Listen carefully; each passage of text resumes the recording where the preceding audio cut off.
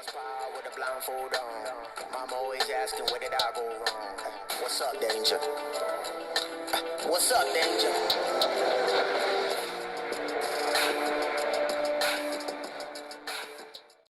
How's it going, everyone? My name is Will. You don't care. My name is, and today I'm going to be reviewing Spider-Man Across the Spider-Verse.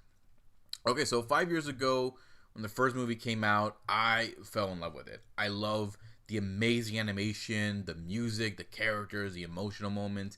I loved everything about that movie, and I was so happy that it won the Oscars. So when I heard they were making a sequel, I was like, you know what? I'm going to go check it out. And I was so happy that I was able to go see it, and was very happy that it was able to recapture the same magic as the first film, because not only was this such a good sequel, but was very happy with how well everything turned out. So the film takes place a year after the first film, where we see Miles is continuing to be Spider-Man while struggling with his own personal life, but things get complicated when he's brought to an organization formed by every version of Spider-Man, with Miguel O'Hara, aka Spider-Man 2099, as its leader, and things get even more bad for Miles as the main villain, Spot, now not only threatens Miles' world, but also across the multiverse as well, which causes him to get in conflict with Miguel and his group. So Miles has to figure out a way to stop Spot, save those he loves, and the multiverse before it's too late. So the first act, I thought, did a great job setting up the conflict with Miles having to balance out his hero and personal life, which reminds me a lot of Spider-Man 2 with Peter trying to do the exact same thing. You see Miles struggling to do the right thing while trying not to upset his family, not to disappoint them, which you honestly can connect with him for that. And you see that his family are trying to be understanding, but you know, they don't know the whole truth about him. The second and third act does a good job keeping you hooked on what's going on, while providing you with plenty of fight scenes, emotional moments, and more development for characters like Gwen, who we got to see her story fleshed out even more than in the last movie. And the final act, my god, it was so much fun. I loved everything about it, especially with the animation, the visuals. It felt really satisfying. Honestly, I can't really think of much flaws with the story, except that maybe there were some predictable moments. You already know how it was going to go, but it didn't bring the story down. You know, you could still get past that and still enjoy the story. And it helps that the actors all did a great job with their characters. Miles is still one of my favorites, along with Gwen. I love seeing both of them growing. I love seeing their characters getting fleshed out even more. I'm also happy to see Peter B. Parker back. And being a father too, I was like, oh my god, that's freaking awesome. I hope we get to see Mayday Parker get her own movie. I also enjoyed Oscar Isaac as Miguel. How despite the trailer trying to make him look like he's a bad guy, he's really not. He's just trying to do what feels is right.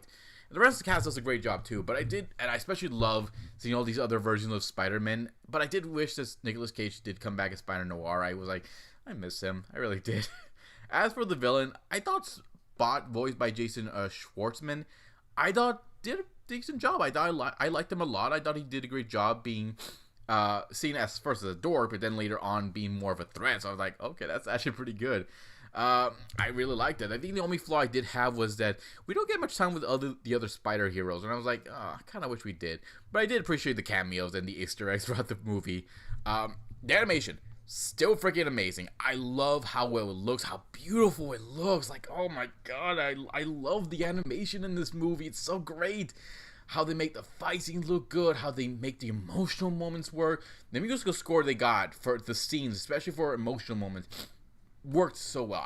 Oh my god, it's perfect.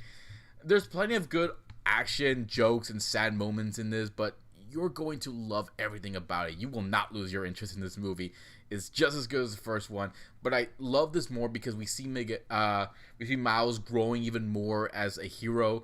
We see him becoming more of the hero that everyone loves, and I'm just so happy with that. So, Across the Spider-Verse, in my view, is an amazing, no pun intended, sequel, and one I am so happy with. It's as good as the first one.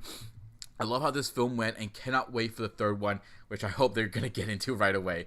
But yeah, if you want to see this with your friends or loved ones, or just looking for a good time to go watch a good movie, watch this, guys. I highly recommend it and plan to watch it again and again as much as I want. So that's pretty much it, guys. Do you have a different opinion about this movie, or what you think of the other Spider-Man movies, including the ones we had with Into the Spider-Verse? Leave some comments below on what you think.